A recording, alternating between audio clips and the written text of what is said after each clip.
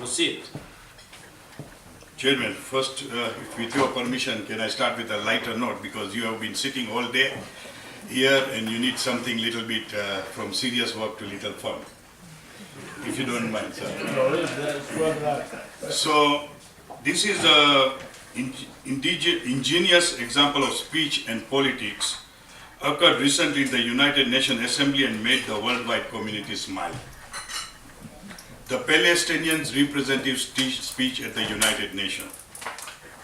Before beginning my talk, I want to tell you a story about Moses.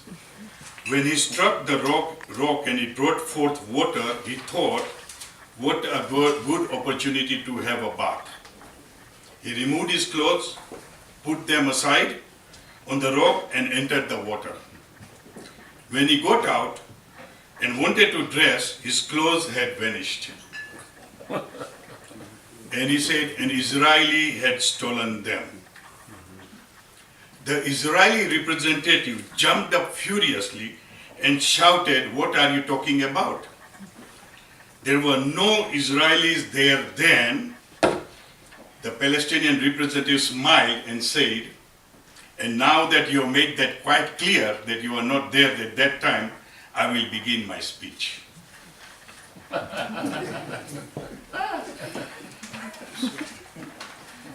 So something that is there.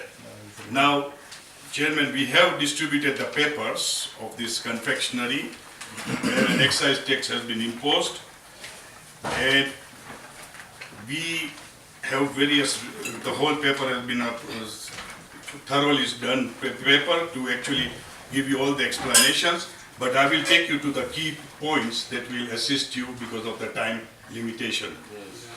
So manufacturing is one of the big prominence of the Big Four agenda. And currently there are nine manufacturers in Kenya employing about 3,500 people and 16,000 indirectly. Through planned investment, the subsector create additional jobs of 4,500 by 2022, and the figures are there. So this is consistent with 2018-19 budget. I'm reading from the executive summary, those who are going through. That Big Four agenda of growing formal jobs in the, budget theme of creating jobs, transforming lives for shared prosperity, and that of Big Four agenda of growing formal jobs in the manufacturing sector to about 400,000 by 2022. Now, why we are saying this tax should not be charged, and it is very important. I think all of you have children.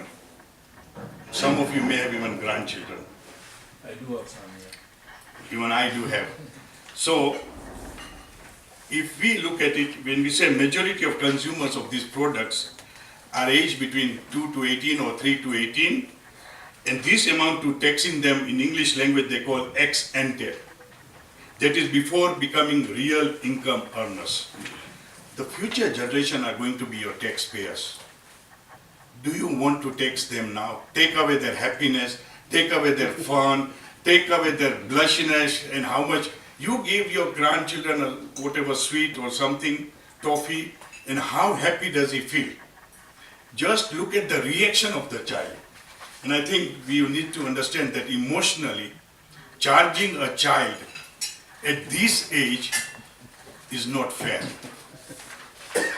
And I think you will all agree with me that, because this is the only thing. If he has got 5 shillings in his pockets, the cheapest thing he can buy is sweet. There is nothing cheaper than that. And if you kill that thing, unfortunately, then we have the children's happiness, which need to be grow as a good citizens. We are creating them into a probably something which is not good. We want them to happen to them. Now, secondly, today thousands of unemployed youths are in the hawking business. If you go today any highway, you will see people selling this type of sweets. And when we say creating entrepreneurs, how do you create entrepreneurs? With 500 shilling in his pocket, he can buy 1 packet or 2 packets of sweets, go and do his hawking, makes money, and that money helps his family, And then that family does not go into any social misfit type of thing. So to me, these sweets are the biggest employment creators. With maybe other products also, where they sell water sometime and other. But today the subject is sweet. So you can see, and when we talk with them, I'm very happy because by the end of the day he's making 500 shillings, 400, some 1,000. He's very happy. So I think we must understand the impact of that. Then Uganda imposed excise tax. In 2000, today is 18, so 2016 and 2017, they had 10%, they increased to 20%. This budget, they removed it, and I'll tell you why. Citing increase of smuggling, counterfeits, and disincentive to attract sector investment. Now this will likely create a replica of what is in Uganda, what is happening today. Kenya has exactly copied the model of Uganda, and Uganda has removed and Kenya has introduced, and we can see, as it is, you know about what is going on the illicit trade. There is no doubt that we will be in catch-22 situation, and illicit will find their ways. When a product becomes expensive, they find their route. And to us, this is very important. And remember, as we go around, so if you look at that, we go to the table 2, which is on page 4 of this paper. The first industry that was in 1943, Kenya Sweats Limited. The last industry is Rock Industries 2018. So what is happening? Investments are coming. But the moment excise comes, I'm sorry, there will be people who will not come in, will not create a competitive environment, and we will see even some of the small ones actually getting out from that business. And I think that is very important that we do not lose the entrepreneurship of the tax impact. So you can see these are the industries here. Now another very important thing, today in Kenya, in 2017, if you look, the trade deficit continues to widen from 853.7 billion in 2016 to 1,131 billion. We are talking of over nearly 300 billion trade deficit. And I think we need to bridge the gap. Here, we are going to create a similar scenario in this confectionery. Now, the most important, if I take you to table 5 on page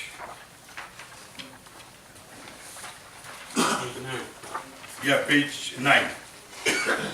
Now, if you look at it, the estimate revenue is 1.3 billion, okay, on the confectionery 20 shilling excise. Now, if you look at our economy, this is zero. The amount of revenue by collecting this, imposing this excise will be about 0.07% of the projected revenue and 0.05% of the budget.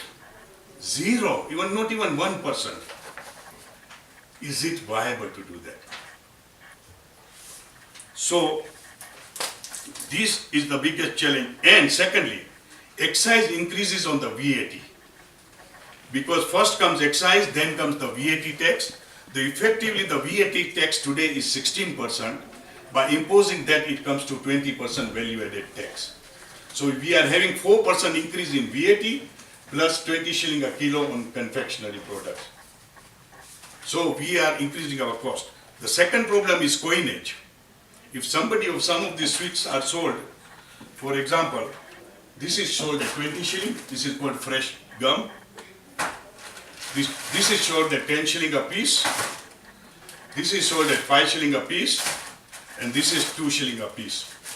When the cost increases, there are no coinage available. So what they do sometimes, if it is 5 shilling, they give you 2 pieces, if it is there. 10 shilling, 1. If it is 1 shilling, sometimes if you give 5 shilling coins, they give you 5.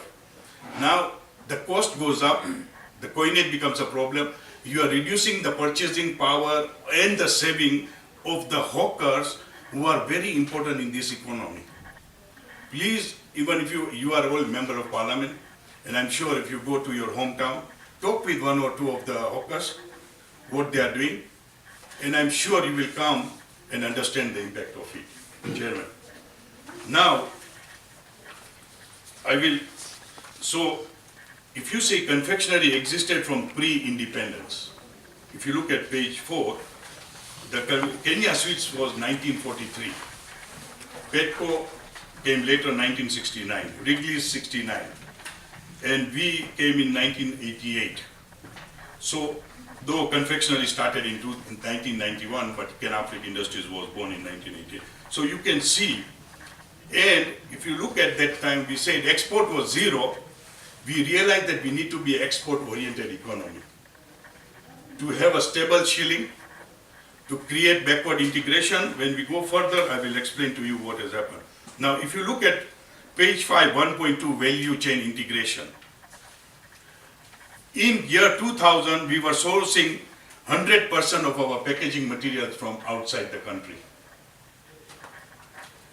Today, or in fact 2007 or 8, 95% of all our packaging materials are sourced locally. We developed the vertical integration of the industries. Lollipop sticks which we were importing, we went to somebody, are you interested? We'll buy volumes. That way all the industries have come up with the wrapping and technical know-how. So backward integration has been a big factor. I think that point is to be very, because that way skills development, material availability, development of other industries, all that if you see today Kenya packing and all this packing has improved over the years. Presentation. Now, the plant investment, the most important was we need a predictive environment.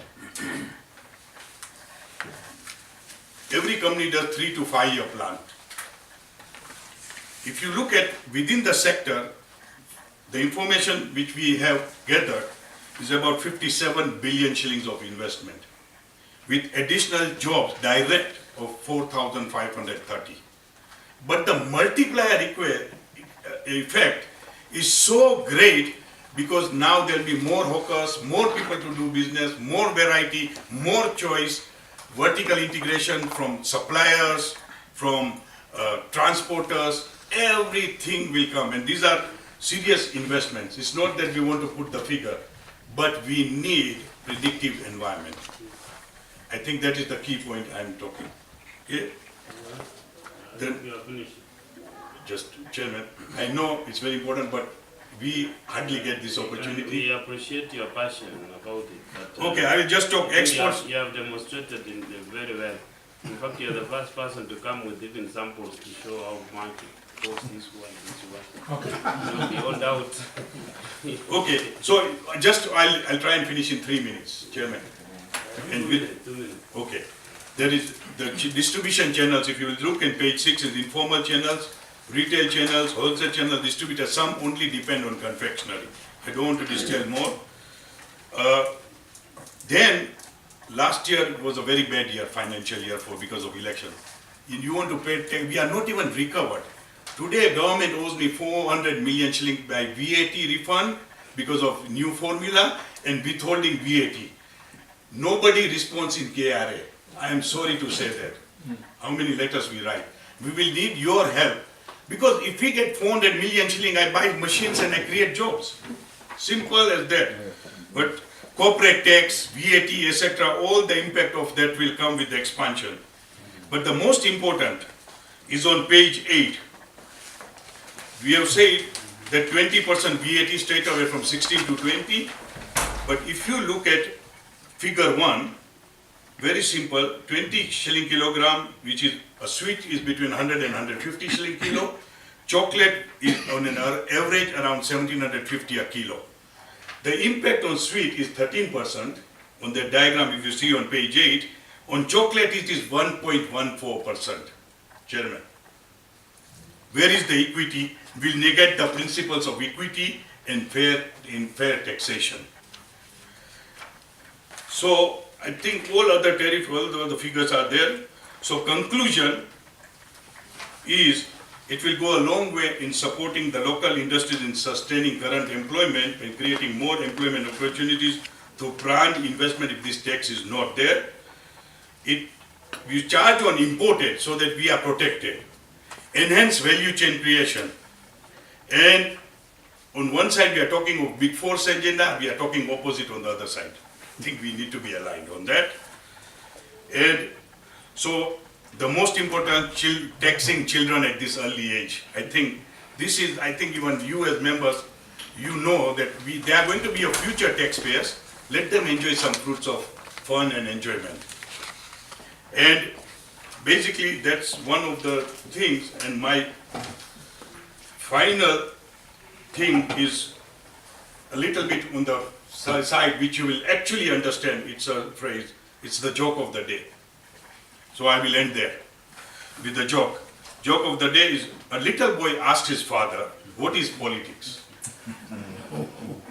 Dad says, well son, let me try to explain it in this way. I am the head of the family, so call me the Prime Minister. Your mother is the government. We are here to care for your needs, so we will call you the people. The nanny, we consider her the working class, and your baby brother, we call him the future. Now think about that and see if it makes sense. So the little boy goes off to bed thinking about what dad said. Later that night, he hears his baby brother crying, so he gets up to check on him. He finds that the baby has severely soiled his nappy. So the little boy goes to his parents' room and finds his mother asleep. Not wanting to wake her up, he goes to Nanny's room, finding the door locked, and he peeks into the keyhole and sees his father in bed with the nanny. He gives up and goes back to bed. The next morning, the little boy says to his father, Dad, I think I understand the concept of politics now. The father says, good son, tell me in your own words that what you think of politics is all about. And this is actually related to this, the last sentence, okay, which we presented in the paper. The little boy replies, the Prime Minister is screwing the working class while the government is fast asleep. The people are being ignored and the future is in deep shit. I rest my case. Gentlemen.